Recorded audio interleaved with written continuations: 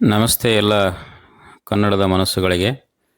ಈ ಒಂದು ವಿಡಿಯೋದಲ್ಲಿ ನಾನು ಯಾರೆಲ್ಲ ಮೊರಾರ್ಜಿ ಕ್ರೈಸ್ ಕನ್ನಡ ಭಾಷಾ ಶಿಕ್ಷಕರ ನೇಮಕಾತಿ ಇದೆಯಲ್ಲ ಅದಕ್ಕೆ ಓದ್ತಾ ಇರುವಂಥವ್ರು, ಪಿ ಯು ಕಾಲೇಜಿನ ಉಪನ್ಯಾಸಕರ ಪರೀಕ್ಷೆಗೆ ಓದುವಂಥವರಿಗೆ ಮತ್ತು ಸಹಾಯಕ ಪ್ರಾಧ್ಯಾಪಕರ ನೇಮಕಾತಿಗೆ, ಹೈಸ್ಕೂಲ್ ಶಿಕ್ಷಕರ ನೇಮಕಾತಿಗೆ ಮತ್ತು Kannada KSET net P H D ಒಟ್ಟಾರೆ ಕನ್ನಡದ ಸಿ ಇ ಟಿ ಓದಬೇಕು, ಅದರಲ್ಲಿ ನಾವು ಉತ್ತಮ ಅಂಕಗಳನ್ನ ಗಳಿಸಬೇಕು ಅಂದವರಿಗೆ ಕನ್ನಡದ ಪಠ್ಯಪುಸ್ತಕಗಳು, ಮೂಲ ಪಠ್ಯಪುಸ್ತಕಗಳು ನಾನು ಇವತ್ತು ಹೇಳ್ತಾ ಇದ್ದೀನಿ. ಈ ಸುಮಾರು 80 ಪುಸ್ತಕಗಳಿವೆ ಇಲ್ಲಿ. ಅದರಲ್ಲಿ ಕನಿಷ್ಠ ನೀವು ಅರ್ಧದಷ್ಟಾದರೂ ಖರೀದಿ ಮಾಡಲೇಬೇಕು. ಸಾಹಿತ್ಯ ಚರಿತ್ರೆ, ಕಾವ್ಯ ಮೀಮಾಂಸೆ, ಛಂದಸ್ಸು ಇವೆಲ್ಲವೂ ಕೂಡ ಒಳಗೊಂಡು ಪುಸ್ತಕಗಳಿವೆ. ಆ ಪುಸ್ತಕಗಳನ್ನ ನಾನು ಇವತ್ತು ಹೇಳ್ತಾ ಇದ್ದೀನಿ ಮತ್ತು ಪುಸ್ತಕಗಳು ಮತ್ತು ಅದರ ಲೇಖಕರು. ಮೊದಲು ಸಾಹಿತ್ಯ ಚರಿತ್ರೆಗೆ ಸಂಬಂಧಪಟ್ಟಂತೆ ಮೊದಲನೆಗೆ ಕನ್ನಡ ಸಾಹಿತ್ಯ ಚರಿತ್ರೆ ರಂಶ್ರೀ ಮುಗುಳಿ ಅವ್ರದ್ದು, ಇದು ತಾವು ಓದಲೇಬೇಕು. ಆಮೇಲೆ ಸಾಮಾನ್ಯ ಸಾಹಿತ್ಯ ಚರಿತ್ರೆ ಸಂಪುಟಗಳು ಅಂತೇಳಿ 10 ಸಂಪುಟಗಳಿವೆ ಬೆಂಗಳೂರು ವಿಶ್ವವಿದ್ಯಾಲಯ. ಸಮಗ್ರ ಕನ್ನಡ ಸಾಹಿತ್ಯ ಚರಿತ್ರೆ ಸಂಪುಟಗಳು, ಇಲ್ಲಿ ಎರಡರದಾಗ ಒಂದು ಯಾವ್ದಾರ ತೊಗೊಂಡ್ರೆ ಒಳ್ಳೆಯದು. ಆಮೇಲೆ ಕನ್ನಡ ಸಾಹಿತ್ಯ ಚರಿತ್ರೆ ಸಂಪುಟಗಳು ಮೈಸೂರು ವಿಶ್ವವಿದ್ಯಾಲಯ. ಹೊಸಗನ್ನಡದ ಅರುಣೋದಯ, ಯಾರು? ಶ್ರೀನಿವಾಸ ಹಾವನೂರು. ಶಾಸನ ಪದ್ಯ ಮಂಜರಿ ಆರ್ ನರಸಿಂಹಾಚಾರ್ಯ. ಕನ್ನಡ ಶಾಸನ ಸಂಪದ ಆರ್ ಸಿ ಹಿರೇಮಠ್ ಮತ್ತು ಎಂ ಎಂ ಕಲಬುರ್ಗಿ. ಇಲ್ಲಿ ಯಾವುದಾದ್ರೂ ಒಂದು ತೊಗೊಂಡ್ರೆ ಸಾರೂಪ್ಯ ಅನ್ನುವಂಥ ಪಾಷಾ ಶ್ರೀನಿವಾಸ್ ಅವರು. ಆಮೇಲೆ ಹೊಸಗನ್ನಡ ಸಾಹಿತ್ಯ ಚರಿತ್ರೆ ಓದಬೇಕು ಅನ್ನೋರು, ಹೊಸಗನ್ನಡ ಸಾಹಿತ್ಯದ ಉದಯ ಕಾಲ ರಾಯ ಧಾರವಾಡಕರ್ ಅವರು. ಆಮೇಲೆ ಹೊಸಗನ್ನಡ ಕವಿತೆ ಇಂಗ್ಲೀಷ್ ಕಾವ್ಯದ ಪ್ರಭಾವ ಎಸ್ ಅನಂತನಾರಾಯಣ.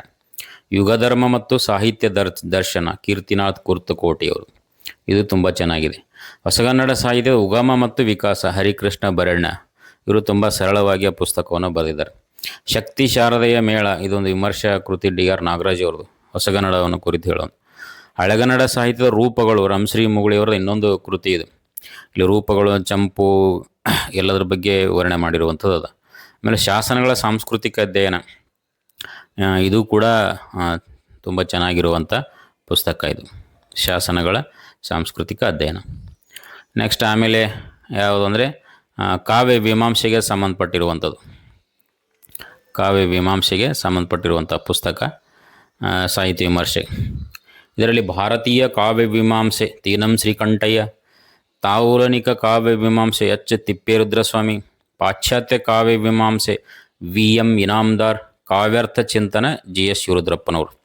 ಇದರಲ್ಲಿ ಭಾರತೀಯ ಕಾವ್ಯ ಮೀಮಾಂಸೆ ಅಂತರೂ ತೊಗೊಳ್ಳೇಬೇಕು. ಆಮೇಲೆ ಪಾಶ್ಚಾತ್ಯ ಕಾವ್ಯ ಮೀಮಾಂಸೆ, ಇದು ಕೂಡ ಇಂಪಾರ್ಟೆಂಟ್. ನಿಮ್ಮ ಹೆಚ್ಚಿನ ಓದಿಗಾಗಿ ಕಾವ್ಯಾರ್ಥ ಚಿಂತನ ಮತ್ತು ತೌಲನಿಕ ಮೀಮಾಂಸೆ ತೊಗೊಳ್ರಿ. ವಿಮರ್ಶೆಗೆ ಸಂಬಂಧಪಟ್ಟಂತೆ ಒ ಎಲ್ ನಾಗಭೂಷಣ ಅವ್ರದ್ದು ವಿಮರ್ಶೆಯ ಪರಿಭಾಷೆ, ಕೆಲವೊಂದು ಸಲ ಈ ಪುಸ್ತಕದ ಹೆಡ್ಡಿಂಗ್ಗೆ ಪರೀಕ್ಷೆಗಳಲ್ಲಿ ಕೇಳಿರ್ತಾರೆ.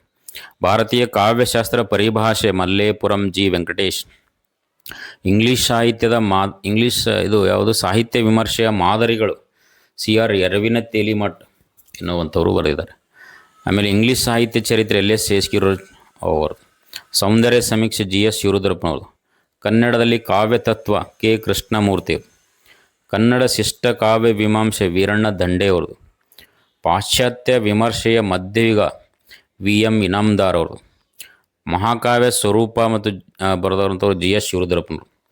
ಅರಿಸ್ಟಾಟಲ್ನ ಕಾವ್ಯ ಮೀಮಾಂಸೆ ಎನ್ ಬಾಲಸುಬ್ರಹ್ಮಣ್ಯ, ಇದು ತುಂಬ ಚೆನ್ನಾಗಿದೆ. ಕನ್ನಡ ಸಾಹಿತ್ಯ ಮತ್ತು ಸ್ತ್ರೀವಾದಿ ಚಿಂತನೆ ಕರ್ನಾಟಕ ಸಾಹಿತ್ಯ ಅಕಾಡೆಮಿ ಅವರು. ನವ್ಯ ಕಾವ್ಯ ಪ್ರಯೋಗ ಕೀರ್ತಿನಾಥ್ ಕುರ್ತಕೋಟಿಯವರು. ಪ್ರಾಯೋಗಿಕ ವಿಮರ್ಶೆ ಜಿ ಎಸ್ ಶಿವರುದ್ರಪ್ಪ ಮತ್ತು ಎನ್ ಎಸ್ ಲಕ್ಷ್ಮೀನಾರಾಯಣ ಭಟ್. ಸ್ತ್ರೀವಾದಿ ಸಾಹಿತ್ಯ ವಿಮರ್ಶೆ ಬಿ ಎನ್ ಸುಮಿತ್ರಬಾಯಿ. ಕನ್ನಡ ಕವಿಗಳ ಕಾವ್ಯ ಕಲ್ಪನೆ ಜಿ ಎಸ್ ಶಿವರುದ್ರಪ್ಪನವರು. ನಿಜ ಧ್ವನಿ ಜಿ ಎಸ್ ನಾಯಕ್, ಇದು ಇಂಪಾರ್ಟೆಂಟ್. ನಿಜ ಧ್ವನಿ ಜಿ ಎಸ್ ನಾಯಕ್. ಸಮಗ್ರ ವಿಮರ್ಶೆ ಭಾಗ 1, 2 ಗಿರಡಿ ಗೋವಿಂದ್ರ.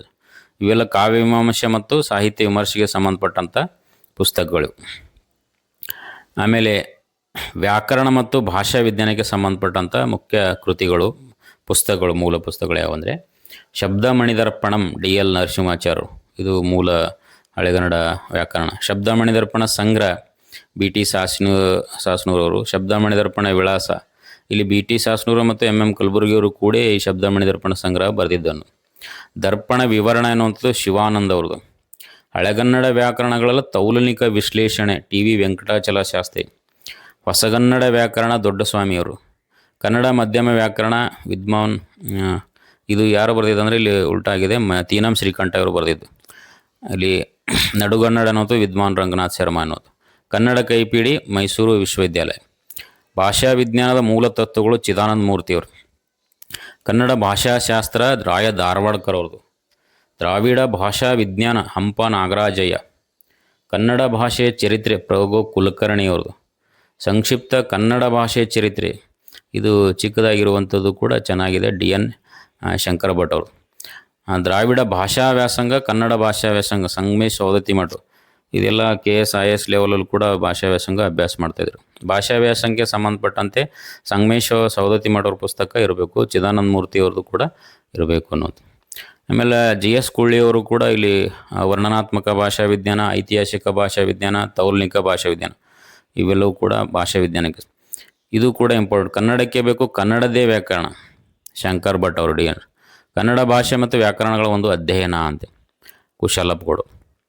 ಇನ್ನು ಛಂದಸ್ಸು ಮತ್ತು ಗ್ರಂಥ ಸಂಪಾದನೆಗೆ ಇಲ್ಲಿ ಕೂಡ 8-9 ಪುಸ್ತಕವೇ. ಇಲ್ಲೊಂದು 4 ಪುಸ್ತಕ ತೊಗೊಂಡ್ರೆ ನಿಮಗೆ ಸರಿ ಹೋಗ್ತದೆ. ಕನ್ನಡ ಛಂದೋ ವಿಕಾಸ DS ಕರ್ಕಿ ಅವರು, ಇದರಲ್ಲಿ ನೇರ ಪ್ರಶ್ನೆಗಳು ಬಂದಿರ್ತವೆ.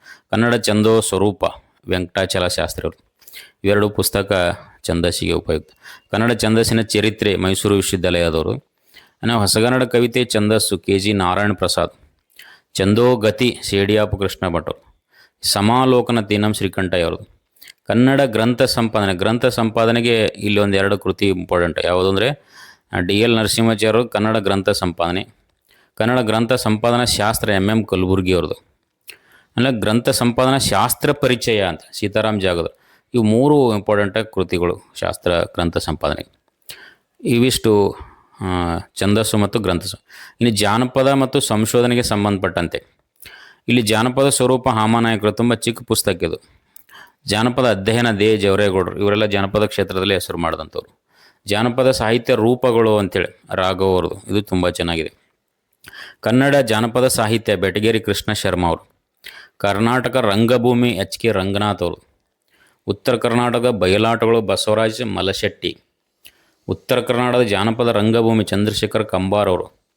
ದಕ್ಷಿಣ ಕನ್ನಡ ಜಾನಪದ ಪ್ರಕಾರಗಳು ಜೀಶಂ ಪರಮಶಿವಯ್ಯ ಅವರು, ಇದು ಇಂಪಾರ್ಟೆಂಟ್. ಜಾನಪದ ವಿಶ್ವಕೋಶ ಭಾಗ 1-2 ಚಂದ್ರಶೇಖರ್ ಕಂಬಾರ್ ಅವರು. ಇವು ಜನಪದಕ್ಕೆ ಸಂಬಂಧಪಟ್ಟಂತೆ. ಇನ್ನು ಸಂಶೋಧನೆಗೆ ಸಂಬಂಧಪಟ್ಟಂಥ ಇಲ್ಲಿ 4 ಪುಸ್ತಕವೇ. ಇದರಾಗ ಸಂಶೋಧನೆ ಚಿದಾನಂದ ಮೂರ್ತಿಯವ್ರದ್ದು ಕೂಡ ಇಂಪಾರ್ಟೆಂಟ. ಸಂಶೋಧನಾ ಶಾಸ್ತ್ರ MM ಕಲಬುರ್ಗಿಯವರು ಕೂಡ ಇಂಪಾರ್ಟೆಂಟ. ಆಮೇಲೆ ಸಂಶೋಧನಾ ಸ್ವರೂಪ BV ಶರೂರು, ಇದು ಅಂತೂ ಭಾಳ ಮುಖ್ಯ. ಅದು ಇದರಂದೇನು ಇರೋ ಪ್ರಶ್ನೆಗಳು ಭಾಳಷ್ಟು ಬಂದವು. ಸಾಹಿತ್ಯ ಸಂಶೋಧನಾ ಮಾರ್ಗ ಸಂಗಮೇಶ್ ಸೌದತ್ತಿ ಮಠ, ಇವರು ಕೂಡ ಇಂಪಾರ್ಟೆಂಟ್. ಇವೆಲ್ಲ ತುಂಬ ಚಿಕ್ಕ ಪುಸ್ತಕ, ಇವು ನೀವು ಇರಲೇಬೇಕು. ಇನ್ನು ಸಂಸ್ಕೃತಿ ಸಮೀಕ್ಷೆ ಮೇಲೂ ಕೂಡ ಕೆಲವೊಂದು ಪ್ರಶ್ನೆಗಳು ಬರ್ತಾವೆ. ಕರ್ನಾಟಕ ಸಂಸ್ಕೃತಿ ಸಮೀಕ್ಷೆ ತಿಪ್ಪೇರುದ್ರಸ್ವಾಮಿ, ಇದು ಇಂಪಾರ್ಟೆಂಟ್. ಕನ್ನಡ ನಾಡಿನ ಚರಿತ್ರೆ ಕನ್ನಡ ಸಾಹಿತ್ಯ ಪರಿಷತ್ನವರು ಬಿಡುಗಡೆ ಮಾಡಿ. ಕರ್ನಾಟಕದ ಪರಂಪರೆ ಭಾಗ 1-2 ಮೈಸೂರು ರಾಜ್ಯ ಸರ್ಕಾರ. ಆಮೇಲೆ ಕನ್ನಡ ರತ್ನಕೋಶ ಅಂತೇಳಿ ಸಾಹಿತ್ಯ ಪರಿಷತ್ತು, ಇವೆಲ್ಲ ಮೂಲ ಪುಸ್ತಕಗಳು. ಕರ್ನಾಟಕ ಕನ್ನಡ ವಿಷಯ ವಿಶ್ವಕೋಶ ಮೈಸೂರು ವಿಶ್ವವಿದ್ಯಾಲಯ. ಆಮೇಲೆ ಕನ್ನಡಿಗೆ ಕರ್ನಾಟಕ ಚಿದಾನಂದ ಮೂರ್ತಿ, ಇದು ಕರ್ನಾಟಕದ ವಿಶೇಷ ಅಂಶಗಳನ್ನ ಹೇಳುವಂಥದ್ದು.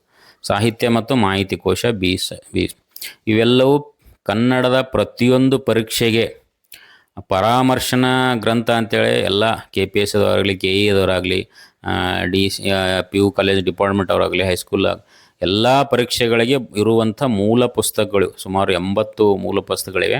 ಇದರಲ್ಲಿ ಕನಿಷ್ಠ ನೀವು ಒಂದು 40 ಪುಸ್ತಕ ಆದರೂ ಕನ್ನಡದಲ್ಲಿ ಪರೀಕ್ಷೆಯಲ್ಲಿ ಪಾಸ್ ಆಗಬೇಕು, ಉತ್ತಮ ಅಂಕಗಳು ಪಡಬೇಕಂದ್ರೆ ಇವುಗಳಿಂದಲೇ ಮೂಲ ಪುಸ್ತಕಗಳನ್ನ ಕೇಳ್ತಾನೆ.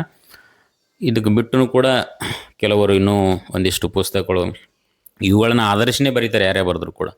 ಈ ಕನ್ನಡ ಸಾಹಿತ್ಯ ಕೋಶ ಅಂತೇಳಿದೆ, ರಾಜಪ್ಪ ದಳವಾಯಿ ಅವ್ರದ್ದು, ಅನೇಕ ಲೇಖಕರು ಬರೆದಿರುವಂಥದ್ದು ಕೊಡೋದು. ಬಟ್ ಇವು ಮೂಲ ಪುಸ್ತಕಗಳು ನಿಮ್ಮಲ್ಲಿ ಇರಲೇಬೇಕು. ಧನ್ಯವಾದಗಳು.